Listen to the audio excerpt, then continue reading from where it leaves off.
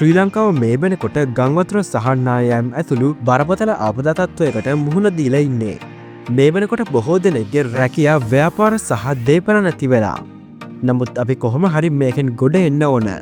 ඔය දැනගෙන හිටියද මේ වගේ ව්‍යසනයක් අපේ ජීවිතවලට දරුණු ලෙස බලපෑවට මේ තුළින් අපට ව්‍යාපාර අවස්ථා විශාල ප්‍රමාණයක් උදා වෙලා තියෙනවා.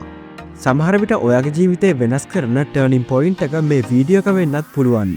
ඔයා දන්නවද? ලංකාවේ ප්‍රධානතම ව්‍යාපාරිකයන් වන ඉෂාර නානායක්කාර ධම්මික පෙරේරා වගේ අය මේ තත්ත්වයට ආවේ ඔවුන් පටන්ගත් ව්‍යාපාරවලින්ම නෙමෙයි. ඒ සාර්ථක ව්‍යාපාරවල මුදල් ආයෝජනය කිරීමෙන්. ඉතින් අපටත් කොටස් වෙළඳපොළ හරහා සාර්ථක ව්‍යාපාර තෝරගෙන මුදල් ආයෝජනය කරලා කෝටිපතියෙක් වෙන්න පුළුවන්. හරි, අපි මුලින්ම බලමු කොටස් වෙළඳපොලේ කොටසක් මිලට ගැනීම කියන්නේ මොකක්ද කියලා. කොටස් වෙළඳපොලේ ලංකාවේ සමාගම් විදියට ලියාපදිංචි ව්‍යාපාරවල හිමිකාරීත්වයේ කොටස් ලියාපදිංචි කරලා තියෙනවා.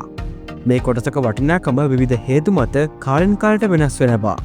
ඉතින් ඔයාට පුළුවන් ඔයා තෝරා ගන්න සමාගමක හෝ සමාගම් කිහිපයක කොටස් මිලදී ගන්න. එහෙම මිලදී ගන්නකොට අදාළ ව්‍යාපාරයේ හිමිකාරීත්වයෙන් කොටසක් ඔයාට ලැබෙනවා. ඉතින් ඔයාට මතක ඇති පහුගිය කාලේ කොටස් වෙළඳපොලේ ඒකක වටිනාකම වාර්තාගත ලෙස ඉහළ ගියා.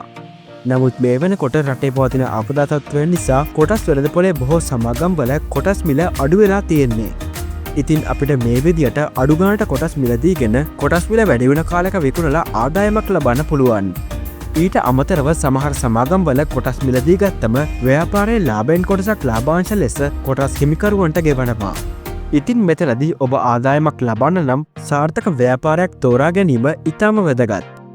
යම් විදියකින් ඔබ කොටස් මිලදීගත් ආයතනයේ කොටසක මිල අඩු වුණොත් ඔබට වෙන්න පාඩුවක්.